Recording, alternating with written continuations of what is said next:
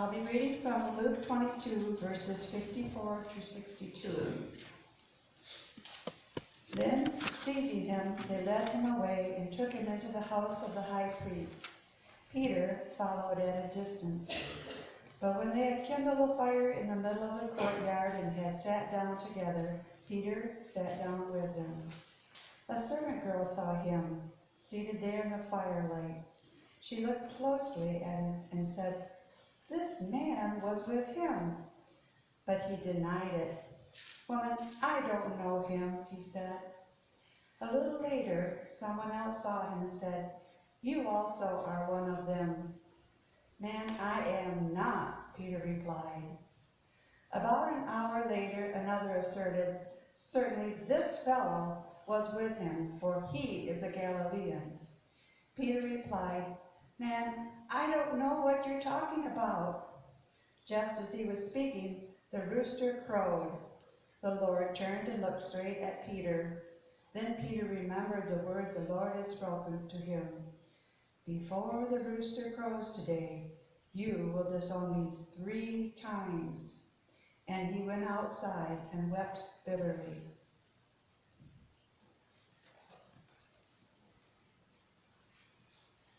We are doing a series about standing at the crossroads. And I've tried to make this point several times that getting to the crossroads is not suddenly you're going along and a big thing comes up unexpectedly that you have to choose between one or the other, or choose between right and wrong.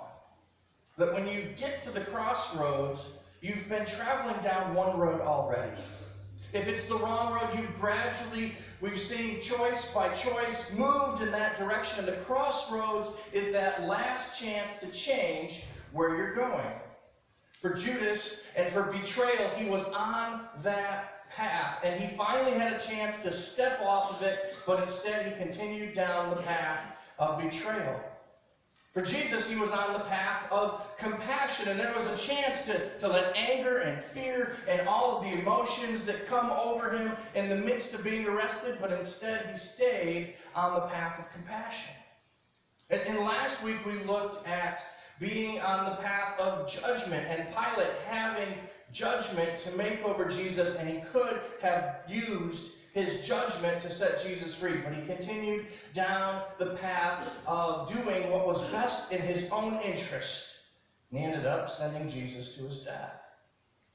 Now, in all 3 that we've looked at so far, the person has stayed on the path that they have been going. But today, it's flipped on its head. Peter is going down a path of declaration of who Jesus is, but then he steps off the path at the crossroads, and he changes directions, and he gets off of the path that he's been on, where he has continued to say and identify who Jesus is. Now I thought, and I like to do this because I think words are important, that we all are thinking the same way about what we're talking about. So I thought, let's just look at the definition. What is a declaration? A declaration is a public statement, a formal or explicit statement or announcement. I just threw some synonyms up there too, because this can be used interchangeably. Profession, we just had this morning, professing faith together in the words of the Apostles' Creed, and professing faith with those who are joining membership.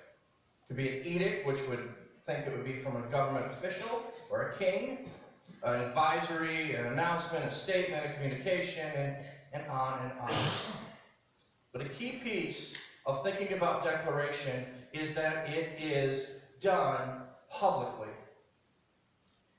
Now, perhaps the best known declaration that's ever happened is the Declaration of Independence. Now, we think of this as a way of celebrating. We don't often spend the time to think about what this meant for those names that are on the bottom. Now, we probably only know one person's name that's on there. I mean, most of us know John Hancock.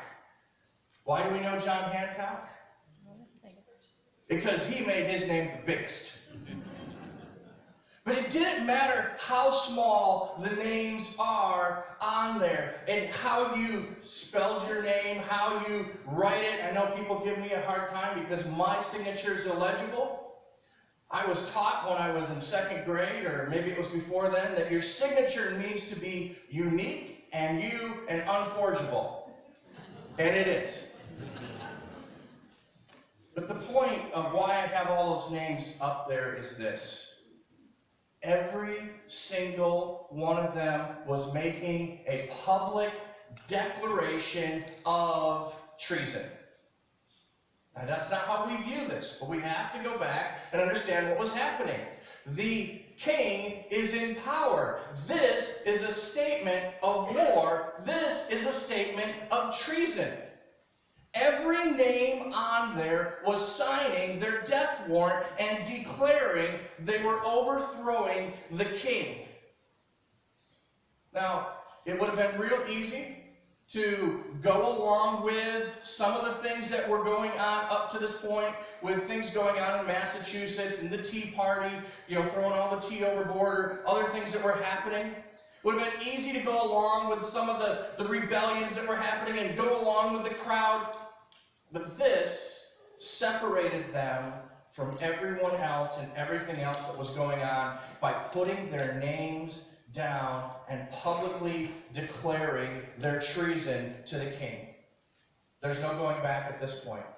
They can't just go along, they can't just hide, they can't just disappear and it'll all go away. They've made the declaration, it's out there publicly, it can't be taken back. I'm stressing that point because I don't think we often think about declarations as being so serious. We treat the Declaration of Independence as a celebration thing. The only reason we do is because they won. If they didn't, we would be in England right now, or we'd be English right now, and we'd be celebrating that they lost. The point is, it takes great courage and commitment to get to that point of being willing to lose your life, your fortune, and your family over what you believe in. And that's exactly what Peter's facing. His life, his fortune, and what he believes in. Now, I want to show how Peter is already on this road to declaration. If we can think back to a few events in the lives of the apostles and Jesus going around, Jesus sent his disciples across the other side of the sea, and a storm came up, and they're in the middle of the storm, the middle of the sea, and Jesus comes walking to them on the water. What's Peter do? Lord, if it's you, tell me to get out of the boat and walk to you. Peter declared, not publicly, but he declared his belief in Jesus' power and authority when the disciples were around. And he gets out of the boat and he walks to Jesus. One time where he's on that road to declaring who Jesus is. Another time, they're together and Jesus is questioning them about, who do people say that I am? And they're giving all kinds of explanations, and then Jesus says, and now who do you say I am? And Peter says, you are the Son of the Most High God. He declares who Jesus is. But again, it's Jesus and the disciples together. This isn't a public declaration. He's just professing his belief and declaring his belief in a small, closed group that's safe. So he's going down the road towards declaration. He's professing who Jesus is, what he believes about Jesus. And then when we get to the upper room, Peter has such confidence in himself that when Jesus is explaining what's going to happen, that the shepherd is going to be struck and all the sheep are going to scatter. Peter says, even if everyone else denies you, I won't. That was easy to say in the upper room with Jesus. When the guards come and they haul Jesus away, they strike the shepherd and the sheep are scattered. And we see in the story that as Jesus is taken away, they seize him and lead him away, and Peter is followed at a distance. And then while being in the courtyard, he's confronted. First, he's confronted by a servant girl, later by someone else, and then finally he's confronted again. If you want to go to the slide where it's highlighted with what Peter says, I think it's the second to last one. It says, "Woman, I don't know him. Man, I am not. Man, I don't know what you're talking about." Peter's been on this road of declaring who Jesus is. He is the Son of God. He says that. He knows that. He knows his power and authority because he's been walking with him and witnessing all of the miraculous things, including the power over the wind and the waves, the power to walk on water, the power to turn water into wine, the power to do so many miraculous things. And yet, here, when Jesus is arrested, he's cowering, hiding, trying to disguise himself so that nobody figures out he is a follower of Jesus. He's confronted by the servant girl, and he says, "I don't know him." He denies Jesus. Now, I think we kind of have in our mind that these are rapid-fire kinds of things, but it says it was a while later. Peter has the chance, after the first time he denies Jesus, to think about it, to reflect upon. Just a few hours ago, Jesus said I was going to do this. Maybe I am. But he doesn't remember that. He doesn't think about that. He has time where he's still cowering, still disguising himself, still hiding, hoping that nobody sees that he is a follower of Jesus. And I don't know if he's saying anything or not, but they come and they realize he's a Galilean. Well, that gives it away, right? They understand that Jesus is from Galilee, so they come again and they ask him if he was with Jesus, and he denies it again. Now he has more time to think again. He's denied Jesus once, he's denied him twice. Now it says about an hour later, he's watching all the proceedings of the court from the courtyard. He's hearing what's going on. He's hearing the conversations about all of the horrible things people are saying about Jesus. And the third time, someone comes to him and says, "You're a follower of Jesus." And he says, "No way, Jose. Not me." And the rooster crows.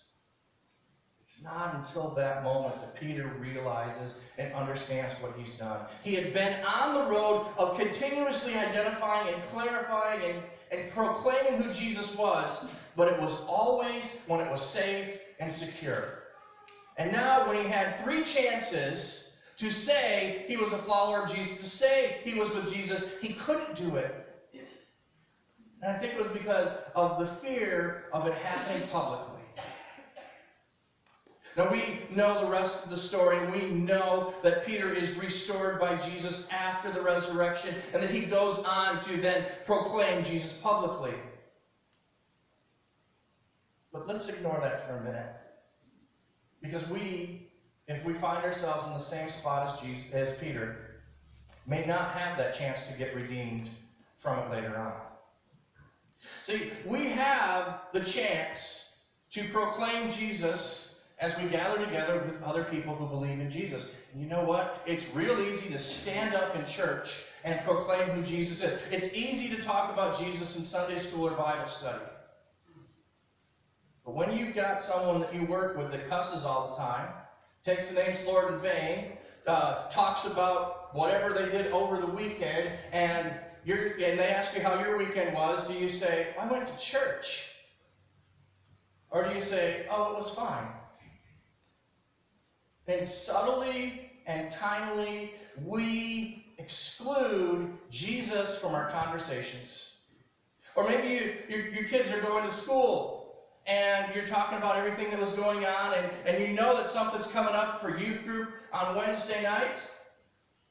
Do you bring it up when everybody else is talking about the party they're going to go to over the weekend and say, "Well, how about Wednesday night? Would you like to go to church with me?" We subtly leave Jesus out of our conversations so that there becomes no evidence that we're following Jesus. We leave it out. We exclude it at times because you know what? It's easier to go along to get along than to publicly declare, I'm one of those Jesus freaks. I happen to like that song a lot, Jesus Freak, if you know it. It's a little bit of an older song. What would people say if they knew I was a Jesus freak? I love that wording because it's the fear that we have of being labeled a freak for Jesus.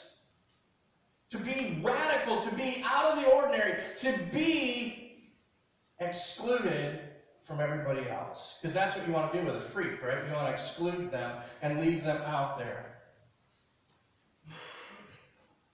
But if Jesus is of any value in your life, then he is of ultimate value, and he is of the supreme value, to the point where what I wish Peter would have done was declare him one more time and say, I love you, Lord, and I love that man, and yes, I was with him. But Peter's like us, and it's so easy to just let it go and forget about it and not say anything and just ignore the chances that we have to proclaim our faith and to ignore it and to forget about it. I had a situation, it was probably 20 years ago, I think. I was teaching, and we did teacher in-service days, and it was, when the WWJD bracelets and hats and things like that were popular, and I had one of those, and we were doing this conference, and we're role-playing, and so I was pretending to be a student and back and forth, and the other teacher asked me about that bracelet and what did it mean.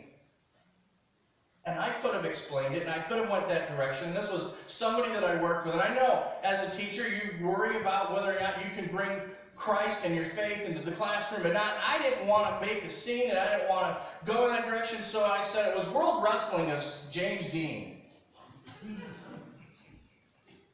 And as soon as I said that, I went, oh my goodness, I don't know this guy's faith. I could have just had the opportunity of God inviting me to share the gospel with him, and I was more worried about, I'm trying to do the exercise that we're supposed to do and do this nicely and go on to whatever's next. Instead of maybe thinking about, God just presented me with a chance to share the gospel, and I didn't even want him to know anything about it. I didn't think about that right away, or think that at the time necessarily, but I did think about it later on, and I think it's subtle, small things that we run into like that. We don't think about them in the moment. I don't think Peter's necessarily thinking about, Jesus told me not to deny him, Jesus told me not to deny him, so I won't do it, I won't do it, I won't do it. He's not consumed with that thought, I don't think. He's consumed with watching what's happening to the one he loves, the one he's been following, because it's going to impact his life. And he's afraid for his life. And he's doing what he thinks is best in his self-interest instead of declaring that he loves Jesus and that he's following Jesus. And yes, he's been with him all these years. And like I said, I think there's a difference when we can gather together for worship and declare who Jesus is, and we have fellow brothers and sisters around us. And when we're alone with somebody that we don't know their faith, and we have a chance to share our faith, which way do we respond? Do we publicly declare and profess who Jesus is? Or do we stand at the crossroads and deny that we even know him? My hope is that you'll profess him every time you get the chance, regardless of what the outcome or the cost is. Let's pray. God, we praise you and thank you for Peter. We thank you for his boldness to speak his mind, and we also thank you that you humbled him, because so many of us need to be humbled and humble ourselves before you and realize just how fickle we sometimes are. God, help us to have his courage, but help us to declare Jesus wherever we go, in any circumstance and in every circumstance. May we be willing to declare our faith publicly and put it all on the line, even if it costs us everything.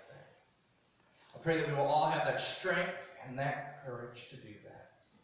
And we pray this all in Jesus' mighty name.